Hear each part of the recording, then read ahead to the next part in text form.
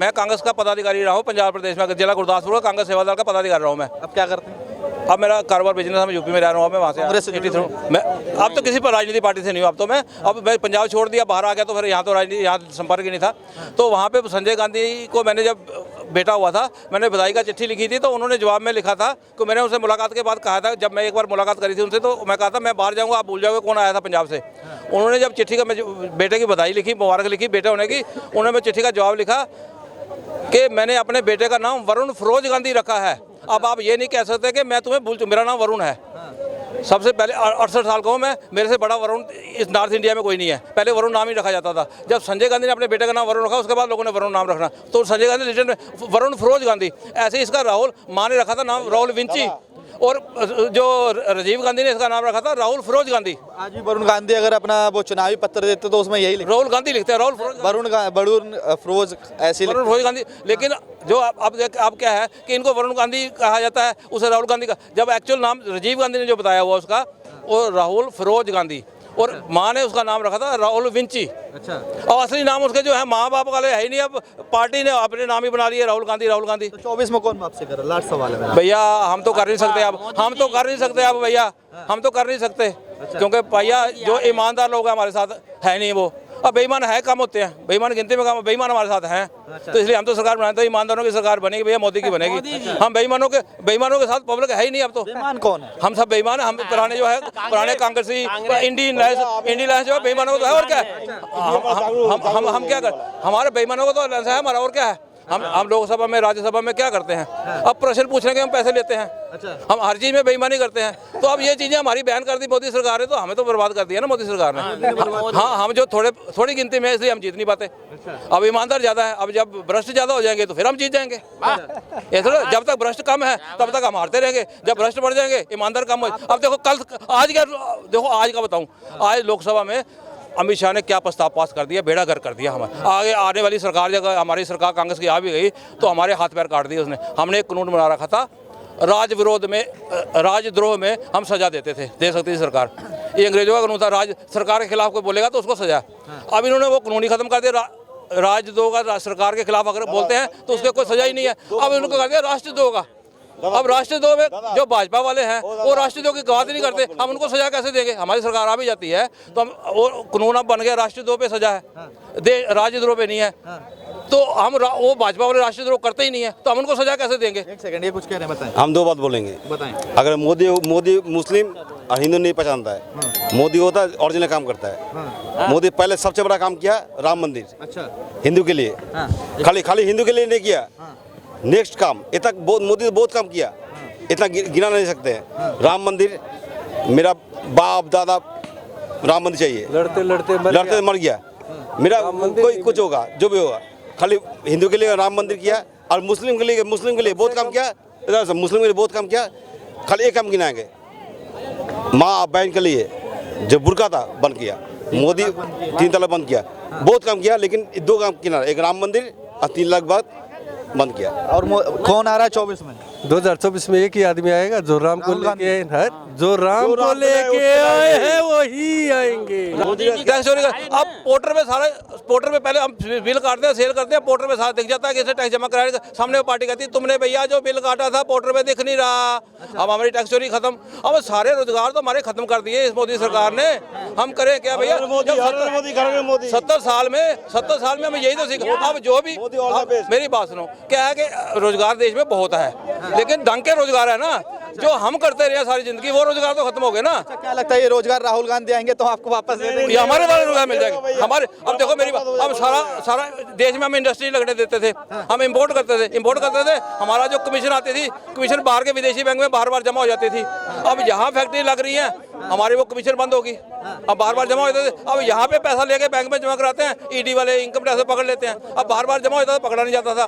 अब सोनिया जी हर दूसरे तीसरे महीने इलाज के बहाने बाहर जाती थी, हम भेजते थे, अपना काम शाम करके आते। अब हम जो भी आर पार करके आती थी, बाहर का हिसाब करके आती थी। अब आता ही नहीं तो जाए क्यों? अब उनका जाना बंद हो गया, क्योंकि बाहर हिसाब किससे हिसाब करने जाना, बाहर से आई नहीं कमीशन बंद हो गई। महागठबंधन की मीटिंग हुई है, उसमें चेहरा क्लियर नहीं हुआ, क्या लगता है? अरे भाई, ये महागठबंधन की मीटिंग हमें मजबूरी में करनी पड़ रही है, अपने चेहरे मीडिया को दिखाने के लिए। हमको सरकार बनाने की थोड़ा लड़ रहे हैं आप। अब तो सिर्फ मीडिया को चेहरा दिखाने के लिए लड़ रहे हैं हम। अब संसद में क्या करा हमने बदतमीजी क्यों करी संसद में? मीडिया को चेहरा दिखाने के लिए। अब आप मोदी को, योगी को, अमित शाह को, और जितने दूसरे भाजपा के नेता हैं उनको मीडिया साथ दिखाता था।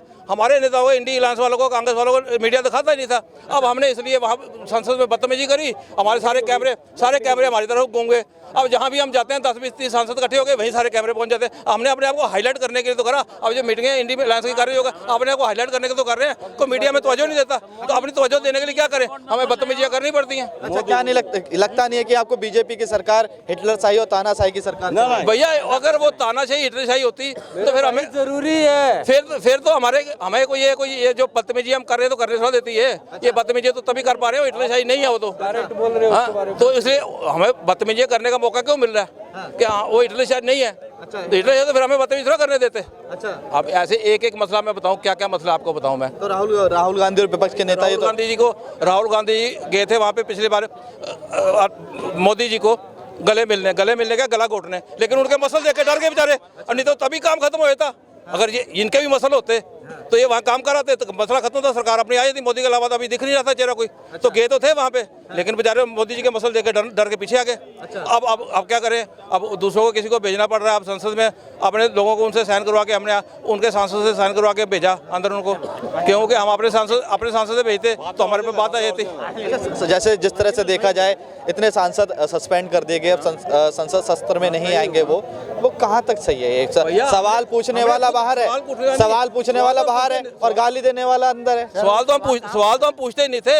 हमने खुद को हाईलाइट करने के लिए वहाँ संसद में बदतमीजी करी। अब यहाँ प्रोग्राम होता है, कोई भी टीवी चैनल का प्रोग्राम हो, वहाँ पे कूद के कोई बेल में आ जाए तो क्या करेंगे? संपादक क्या करेगा? टीवी वाले क्या करेंगे? उठा के बाहर गार्ड को बुलाएंगे, बाहर फेंक देंगे। हम बोलते बदतमीजी करने लगे, उसे क्या करेंगे? उसे क्या करेंगे? उसे चैनल वाले बाहर निकाल दें। क्या जो बदतमीजी करे उसे वहाँ रखे, लेकिन वो हाईलाइट होगा, उसके कैमरा उसके ऊपर घूम जाएगा, देखो बदतमीजी कर रहा। तो हमने अपने को हाईलाइट करने के लिए संसद में बदतमीजियाँ करी हैं। अच्छा सर, इसमें जैसे राहुल गांधी 24 में प्रधानमंत्री बन पाएंगे? सर एक बात बोले कि राहुल जो गांधी है ना, राहुल गांधी और ममता बनर्जी, हम तो बंगाल के आदमी है। ममता बनर्जी ऐसा है ना, मैंने बंगाल को तो खराब कर दिया पूरा खराब। ऐसा मुस्लिम का सपोर्ट, मुस्लिम ऐसा हो गया, मुस्लिम का मोटा मोटी सजे हम लोग दुर्गा पूजा, काली पूजा, यहाँ पे कोई दुर्गा विरोधी है ममता में शांति विरोधी नहीं है, लेकिन ऐसा अगर मुस्लिम को ज्यादा सपोर्ट करता है। ममता बनर्जी और राहुल गांधी राजनीति खेल रहा है। अच्छा, और मोदी नहीं डरता है। अच्छा, मोदी क्यों नहीं डरता? ममता बनर्जी तो कह रही है ना कि जो मोदी की टीआरपी है तो राहुल गांधी है। नहीं, ममता बनर्जी और राहुल गांधी सेम है, राजनीतिक खेल खेलता है। अब मोदी जो है ना, राजनीतिक खेल नहीं करता है। अच्छा, अगर खेल खेलता ना, जो आपका जो है ना, जो आपका हर जगह में जैसा अगर मुसलमान का जो बुर्का बंद कर दिया, अगर मोदी खाली ऐसा नहीं है, खाली हिंदू के लिए किया, मुस्लिम के लिए किया। अच्छा, मुस्लिमों के लिए मुस्लिम किया। तो विपक्ष के नेता कहते हैं ना कि सरकार में हिंदू मुसलमान ही हो रहा और कुछ नहीं है, विकास की कोई बात नहीं। खाली ज़्यादा बंगाल में होता है, बिहार में होता है, दिल्ली में, राजस्थान में नहीं होता है। अच्छा, जहाँ पे मोदी है ना, बस हर घर मोदी, घर घर मोदी। बिल्कुल। और मोदी ऐसा आदमी है ना, अभी तक के जो हम लोग का पहले का मंत्री कौन था? मोदी के सामने कोई विकल्प नहीं। मनमोहन सिंह, उसे बोलना नहीं आता है। भाई साहब, इन्होंने बंगाल की बात की है। मैं बंगाल में एक ही बात कहना चाहता हूँ, बंगाल में ममता के राज में छोटा पाकिस्तान, उसको कहना कोई गलत नहीं है। छोटा पाकिस्तान को है ना, कोई गलत बात नहीं है। मैं अभी बंगाल से आता हूँ, मेरे को पता है वहाँ पे क्या हो रखा है, और वहाँ पे इलेक्शन के टाइम में आम नागरिक चुनाव में वोट डालने में भी, घर से निकलने में भी डरता है। जो ममता ने अपना राज कर रखा है वहाँ पे, और ममता ने वहाँ पे ऐसा राज करता है, लोकल हाटों में भी लोग घूमने में डरते हैं वहाँ पे। और वहाँ पे कोई अगर अपनी हक के लिए, जैसे हम यहाँ पे खड़े होकर बोल रहे हैं, वहाँ पे कोई बोल दे तो शायद वो अपने घर भी वापसी ना जा पाए जिंदा। यह हाल है ममता बनर्जी का। बंगाल में एक जगह बनर्जी ये कहती है कि मैं वो जिस धर्म का आती है ममता बनर्जी, उसको ये नहीं पता कि दुर्गा पूजा बंगाल का सबसे बड़ा पर्व है। उसी में वो दुर्गा विसर्जन में मुहर्रम के दिन अपना लॉ एंड ऑर्डर कंडक्ट ना करके मुहर्रम के दिन वो कहती है कि विसर्जन रुकवा दो और मुहर्रम होने दो, अगले दिन तुम दुर्गा विसर्जन करना, जबकि दशमी के दिन वो दुर्गा विसर्जन तक को रुकवा देती है। अच्छा, मतलब ममता बनर्जी हिंदू मुसलमान उनका एजेंडा ही है। उनके आप कोई भी रैली देख लीजिए, पर्दे से लेके चेयर तक और फुटपाथ तक हरा झंडा ही दिखेगा और कुछ नहीं दिखेगा। कुछ कहना है? एजेंडा ही है। दुनिया का कहीं भी बंटवारा हुआ है या होता है या आगे भी होएगा, वो कैसे भाषा के आधार पे, रहन सहन के आधार पे बंटवारा होता है। हमारे देश का आशिकी के आधार पे हुआ है। हमारे आशिकी के नहीं, आधार पे हुआ है। हमारे देश का नेहरू बंटवारा, जी की एक मिनट भैया पढ़ लीजिएगा। सुनो, हमारे जो देश का, पढ़ अरे छोड़ो लीजिएगा। यार, तुमने नेहरू की कहाँ पढ़ी? Discovery हमारे देश of India का पढ़ लीजिएगा। बंटवारा हुआ था मजहब के आधार पे। पेज में लिखा हुआ है। हिंदू कैसे सुने? मुसलमानों ने कहा, गलत नहीं बता रहा मैं, सुनोगे तो